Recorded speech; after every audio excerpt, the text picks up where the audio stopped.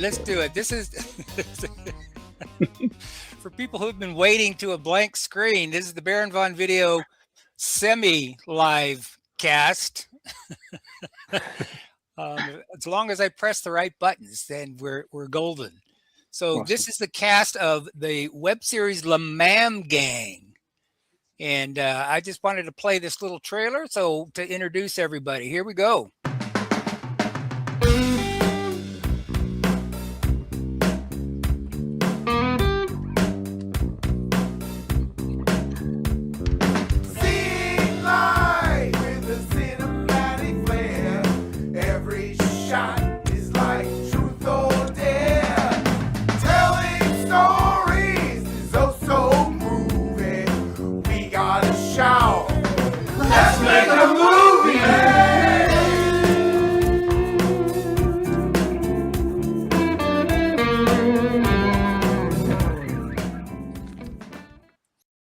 This is the fine gentleman who arranged and performed Martin Trammell.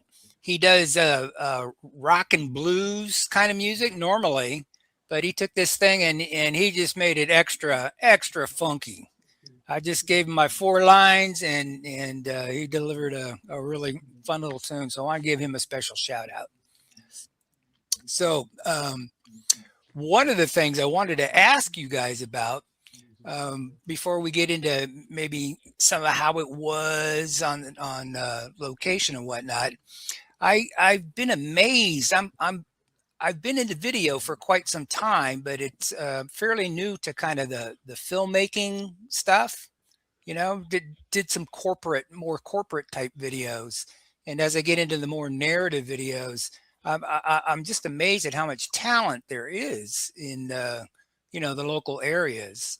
And Pat, I know that you are a member of the Inland Empire Filmmakers Collective. Is that correct? and I see you've muted yourself in case you start echoing. Okay, so if anybody has questions for Pat, just make them yes or no questions, okay? And we'll be fine. Just type them in the comments.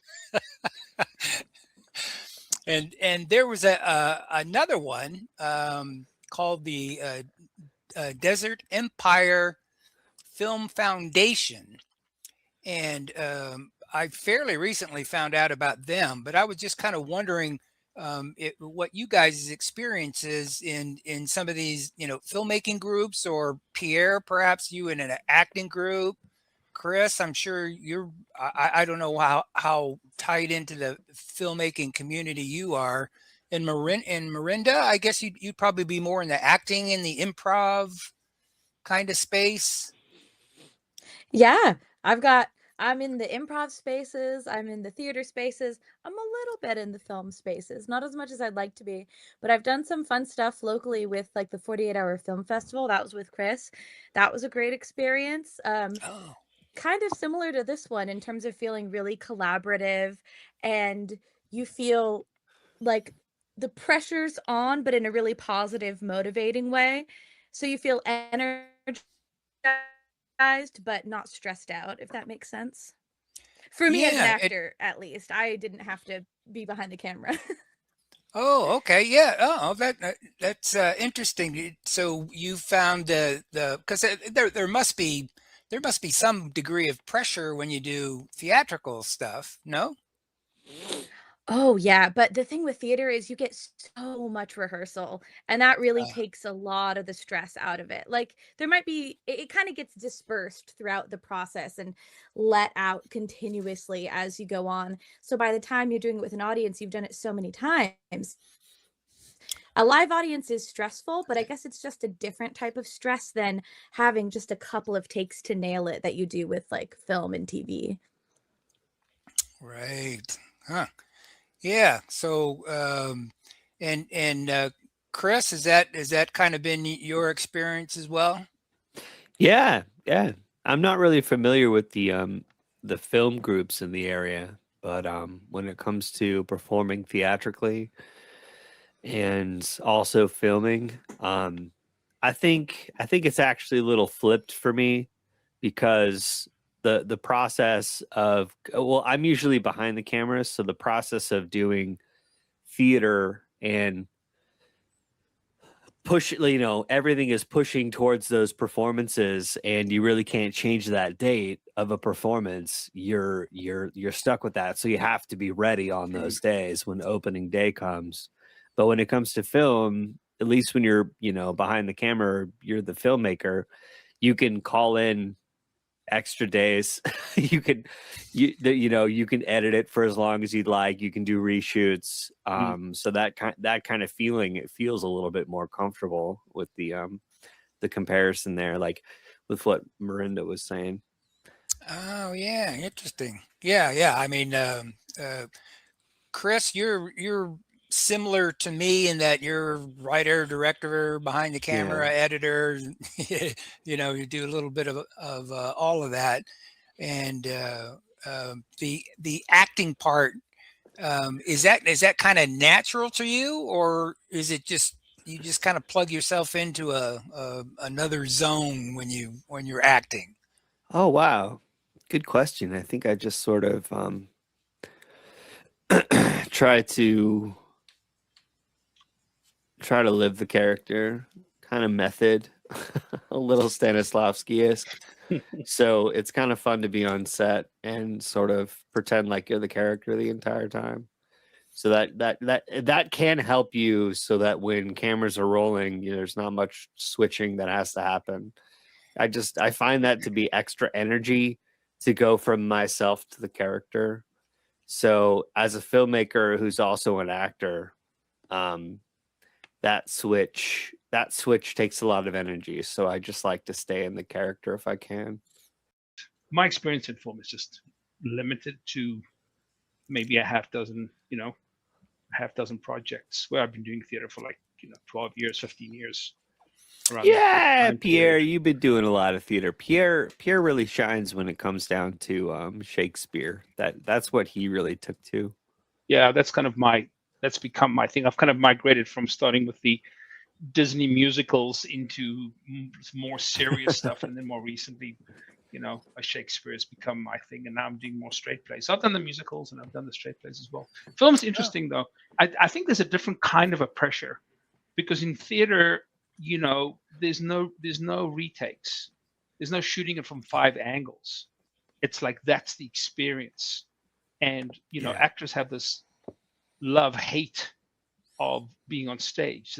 They love it when they're doing it, but they kind of hate the process, and there's so much anxiety going into that it kind of there's this weird balance between that. And I've heard a lot of actors say it's kind of this philosophical thing.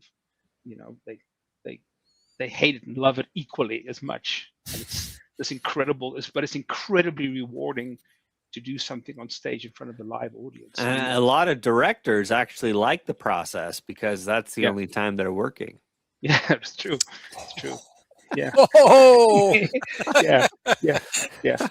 But seriously, the film thing is interesting. No, I'm Baron. I'm talking about theater. I'm talking about theater. Yeah, you talk about theater. Because director on a film, that's a constant job, because you're in the editing room, you're in pre-production, you're on set for every single thing. Because some actors on set, they don't have to be in every scene. Director's there for everything. Yeah, I guess that's just kind of comes back to that, talking about getting in that zone. Yeah. And, I can't speak for any other director, but I think it helps a lot. I had a pretty strong vision for how I wanted, the various scenes to unfold. So it kind of made it of course I need to do this, and then of course I need to do that. So it wasn't much to struggle with. I was just like, following what needed to be done.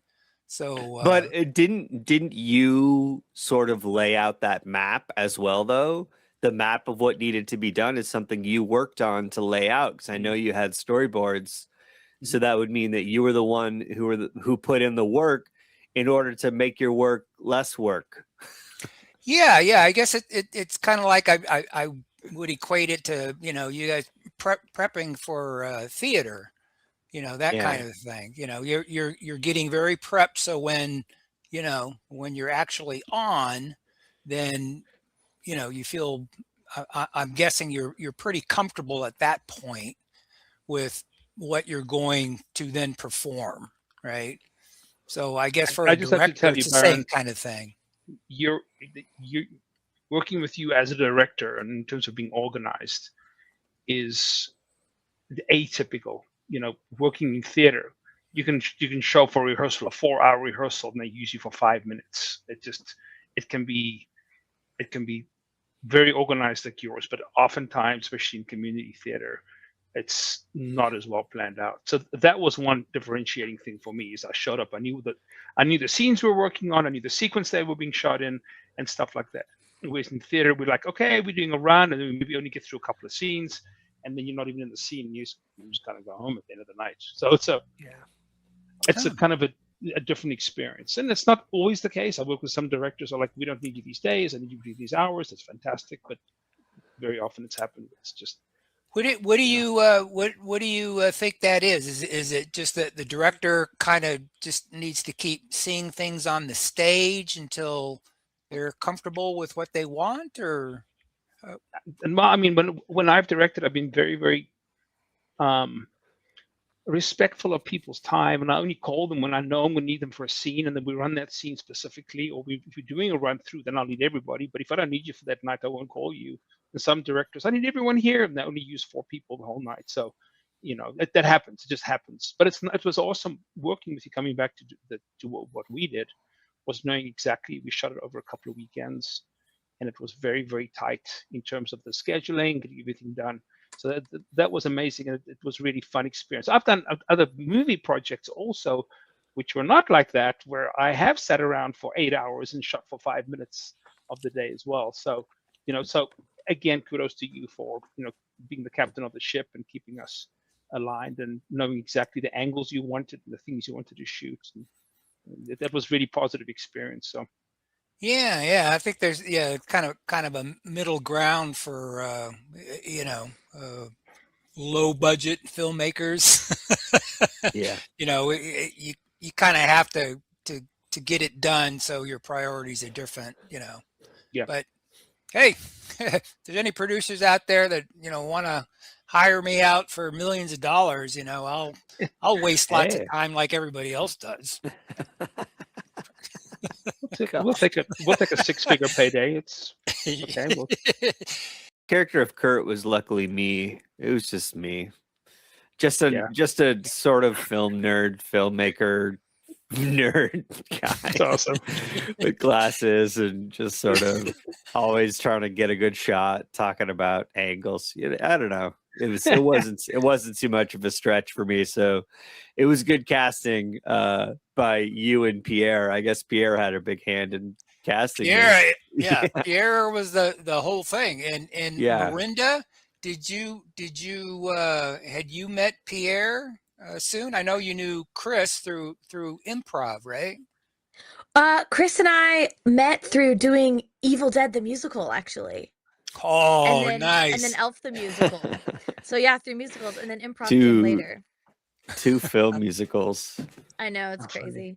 Kind of worked together on that one. I think everyone all of us besides Baron were involved in that. Actually, you were involved in that, Baron, as well. So it was a space-themed, rhymes with star mech, I guess. Yeah, trademark. Don't. Oh, yeah. Anyway, so then I actually got to physically work with Miranda for the first time. And that's awesome. That's right. I think you guys remember each other from before because you guys walked past each other at the mall 20 years ago. Oh yeah, that's it. Yeah, must have been it. That's right. Yeah, I saw Pierre playing a Vulcan. Was it a Vulcan? Yeah. And a Vulcan. This was a project that Pat was kind of spearheading, and you directed that particular day's worth of shooting, I believe. And I was just behind the camera, so I didn't know, anybody there. But I remember Pierre, and when Hmm. I wrote a science fiction short story, Pierre was just like the perfect guy for this role. So I remembered him from that. And that's right. We did that little trailer, and Yep. yeah. I still want to do that. That was cool. That was a cool Oh yeah, story. I'm gonna do it. Yeah. By hook or by crook. Sci-fi's my jam. Sci-fi's my Yeah. jam. We need to fight some aliens though. Combat scenes. Yeah, it's that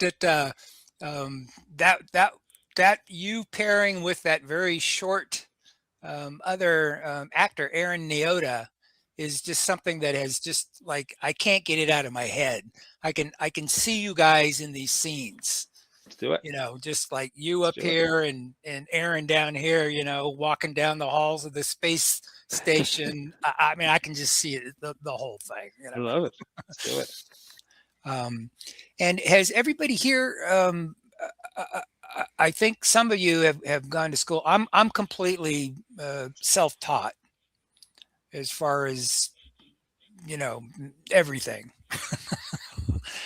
So there's like technically, I'm probably the least technical director and DP that you'll ever meet. But I don't know. You did pretty awesome. You could have fooled me. Yeah. You're well organized, and you knew what the shots to have, and those kinds of things, and the show looks great. So just from a technical aspect, like getting to know Chris, you're probably familiar with this, like getting very comfortable with your camera, and I don't know how much into it you go, because there's obviously different levels of this, but like I don't even white balance. Okay, Oh right? yeah. And I'm not checking the zebras, and I'm not checking the waveforms, and right, like if it looks good in the monitor, it's like I'm fine because I'm going to color grade in DaVinci anyway. So unless it looks terrible, I can pretty quickly get something that I think is going to work. I understand. But yeah, these guys, I just got to say again, it was a whole lot of fun working with everybody. Everybody just like jumped in, and there were portions of the shots that required some improvisation. Didn't have the specific lines, all written out, and these guys just ran with it. I mean, I think at a certain point you were like, okay, guys, just pull it back in a little bit. For our script, you let me and Chris loose. It's good to be. We'll just keep going. No, It's good to be Yeah. pulled I back. have hours and hours of you guys improving. I'm going to release that as a separate film at some point, and we'll see that. Yeah, But that's really good. Speaking of which, I thought I would Cool. show this little thing to give people a little bit of an idea of, some of what we went through on the shoot. It was like literally, it was like 2.5 days. We rocked on that thing. So let's show a little bit of this so you can get a feel for it.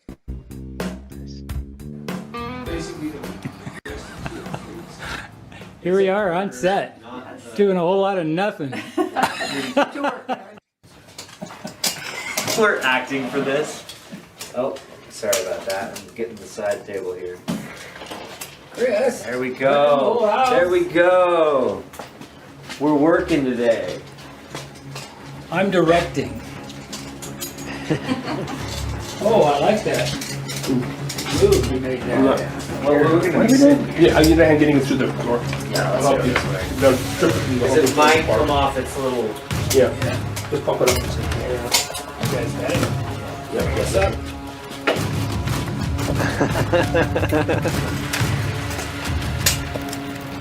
It's an action shot. Where do you want this in the shot, right? Yeah.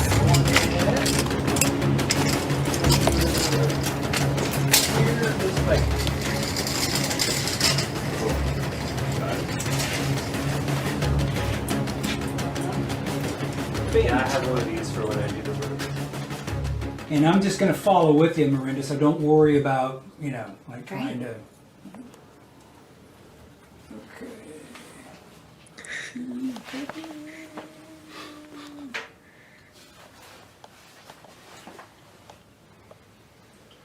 Okay. Sorry. That was me.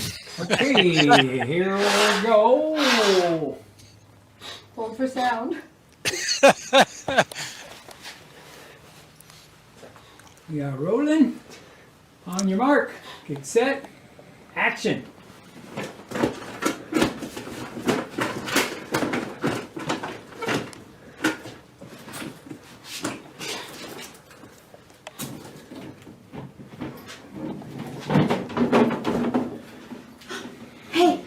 Hey, I think I found it. Is this it? Yeah, that's it. Oh, now, where is that? Oh, hey, this is it. Look at this. Where in the world did you find that thing? No, that was fine. I almost stopped you. I gotta get in a more. I remember that scene. for when you come around. It's my secret shack. There is a swing over there. It's our clubhouse. It's my secret swingers shack. Only boys allowed, no girls. Secret swingers shack? Yep. That makes sense. Sorry I asked. What we found. Pat started it. No girls.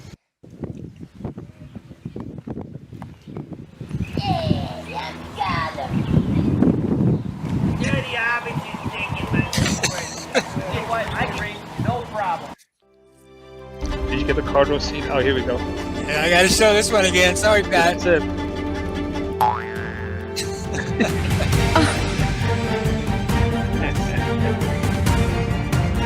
And go.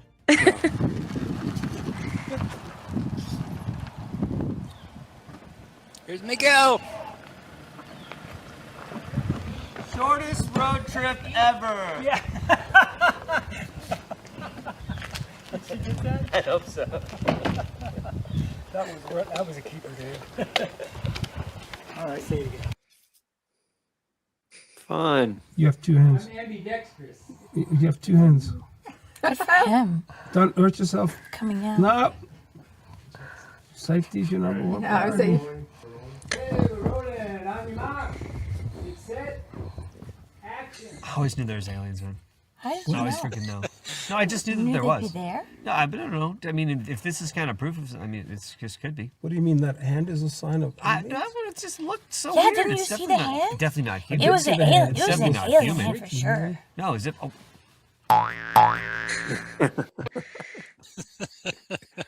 Yeah. Now, I think we can all admit that there's an alarming pattern in these shots. And Pat, do you have? I know you can't speak for yourself now, but I was thinking about the upcoming episodes, and I don't think I haven't talked to you guys too much about the rest of the plot, right? No. Not too much. A little bit. Yeah, I've got like 3 more episodes pretty much written. So there's about half of it that still needs to be written. And I've got it kind of, laid out to where I think it's going to work. But I thought it'd be a fun thing to do to have a contest where we could have, people put in their suggestions for where you guys would transport. Let me just if nobody's seen this who's watching, I want to play this transport scene and then tell you a little bit more about this contest. are you ready, Solomon? I was born ready. Okay. I think we're rolling. Okay, gang, here goes. And action. I never may believe these antique fables nor these fairy toys. Lovers and madmen have such seething brains, such shaping fantasies that apprehend more than cool reason ever comprehends. How is this possible? Is this a projection? It's like a VR without the headset. It doesn't just take the perfect shot, it creates the perfect shot. Dudes, think of what we could film with this. Can we create any stage we want? Let me just stop and see what happens. So, my favorite part. so without revealing too much of the plot, the L'MaM gang finds an alien camera. That happens very quickly, so that's not spoiling too much. But they're able to transport to places that they can collectively imagine. So I thought it would be fun to run a little contest for different places. So let me just plug that one.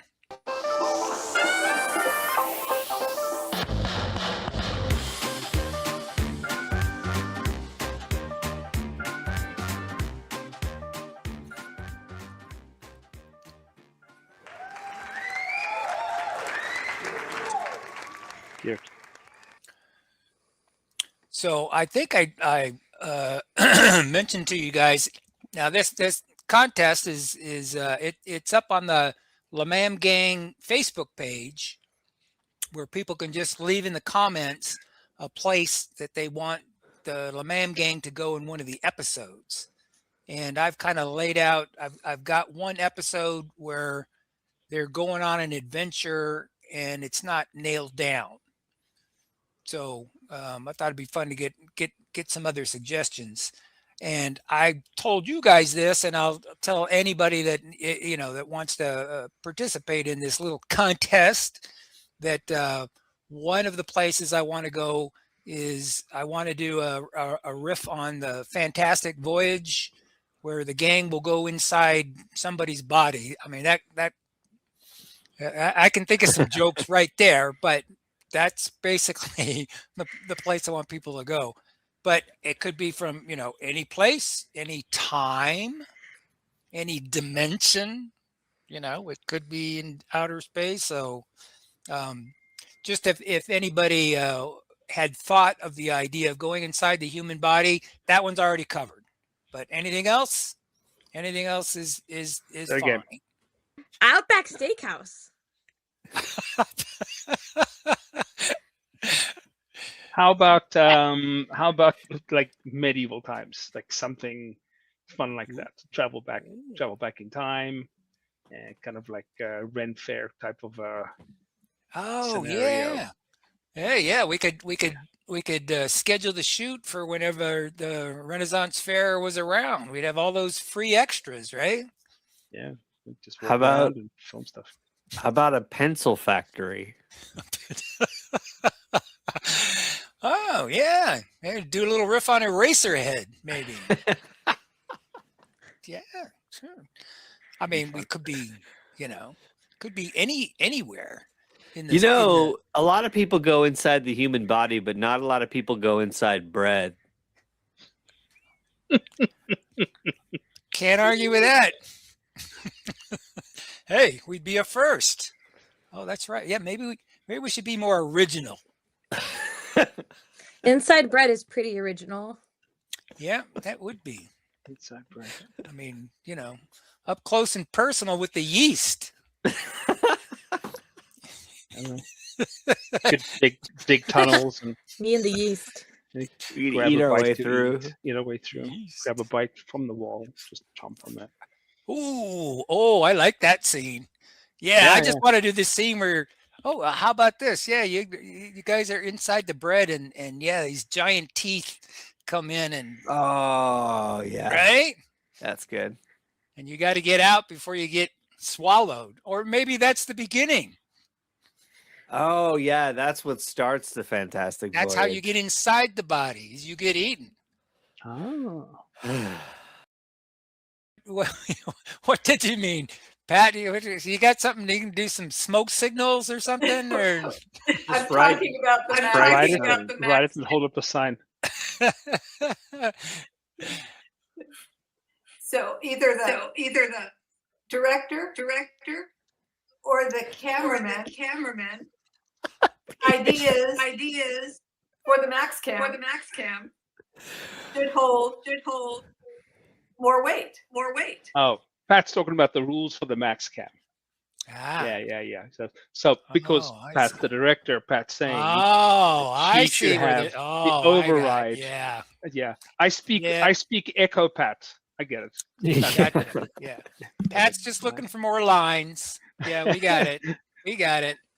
In the very next episode, as you recall, when we left our intrepid gang in the last episode, they had just done their first experiment with the Max Cam, and they transport to this other world. So that'll be the beginning of the next episode, because you guys just went somewhere and you filmed something. Now you're going to look at the footage, right?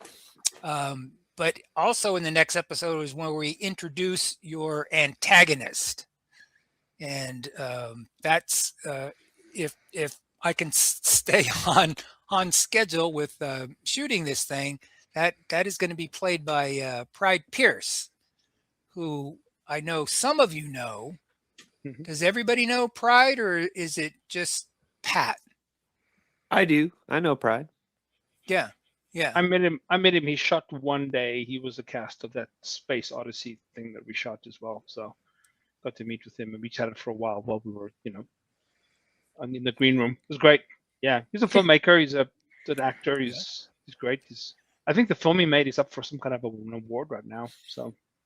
And he's going to be his name is Wexel Cordwainer Jones. Kind of a twist on Cordwainer Smith, right? So he is this, tech trillionaire, and he's doing experiments in AI and all of that stuff, the high tech stuff, and he's has designs on getting the Max Cam, because he wants to use it for his own devices.